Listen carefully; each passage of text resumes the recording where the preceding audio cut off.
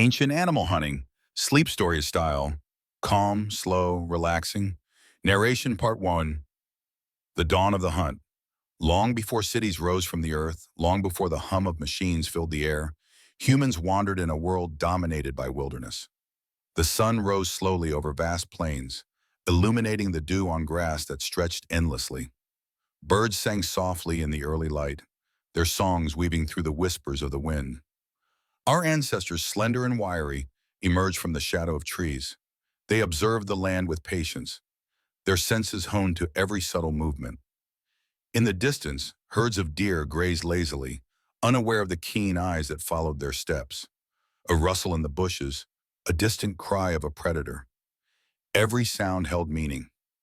Every movement demanded attention. Hunting in those early days was not merely a matter of survival. It was a sacred rhythm with nature. Each animal taken meant life for a family, a community, a tribe. And each hunt required skill, patience, and understanding, the art of becoming one with the land. Part 2.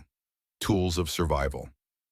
At first, the hunters had little more than sharpened sticks and stones. Hands, calloused from labor and travel, held these simple weapons with precision born from necessity. Slowly over generations, knowledge grew. Stones were chipped into points, stairwell, sticks hardened over fire, sinews tied to create early bows and arrows. The hunter learned the ways of the animal, where it drank, where it rested, how it fled. Every tool, every movement was designed to respect the balance of life, yet claim sustenance from it. The spear thrown with exact force could bring down a mammoth, while the arrow whispered through the air, striking only when the timing was perfect. Fire, too, became a silent companion.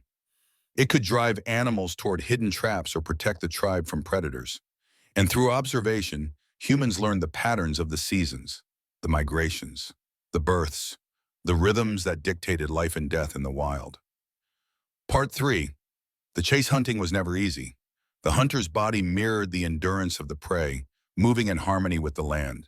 Hours could pass under the sun, or through the frost of early mornings, tracking the faintest signs, a broken twig, a footprint in the mud, a scent carried on the wind. The chase was quiet, deliberate, every step measured. The hunter became a shadow, moving without sound, blending with the trees, the rocks, and the earth. And then, suddenly, the moment arrived, the prey within reach, its life dependent on the skill of the hunter. Some hunts ended in triumph. A deer fell, its life given to the tribe. Others ended in frustration, as prey escaped through cunning or speed.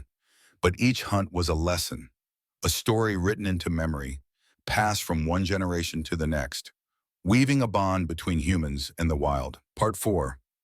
Rituals and Respect. After the hunt, there was ceremony. Every part of the animal was honored. Meat provided sustenance, hides became clothing, bones tools, sinews cordage. Nothing was wasted. Songs were sung, stories told around the fire, recounting the bravery and patience of the hunters. The hunt was more than survival, it was a spiritual act. The hunter understood their place in the world, a delicate balance between taking life and giving respect. In this ancient practice lay the seeds of wisdom, ethics, and the first whispers of culture. Part 5. Hunting giants. Some animals were enormous, creatures now vanished from the earth. Mammoths, giant bison, saber-toothed cats. Hunting them required not just skill, but unity. Tribes worked together, surrounding the great beasts using pits, fires, and coordinated spears. Every hunt was a test of courage. The ground trembled under the weight of massive feet. The air filled with the cries of the animal and the chants of the hunters. Victory meant sustenance for the tribe. Failure meant hunger, a harsh teacher in the unforgiving world of prehistoric life. Part 6. Evolution of the Hunt. As centuries passed, hunting evolved. Tools became more sophisticated, bows, traps, and eventually domesticated animals aided the pursuit. Humans learned to read the seasons more carefully, to store and preserve meat, and to trade. The hunt was no longer just survival, it was strategy, planning, and community cooperation. Art emerged from hunting as well.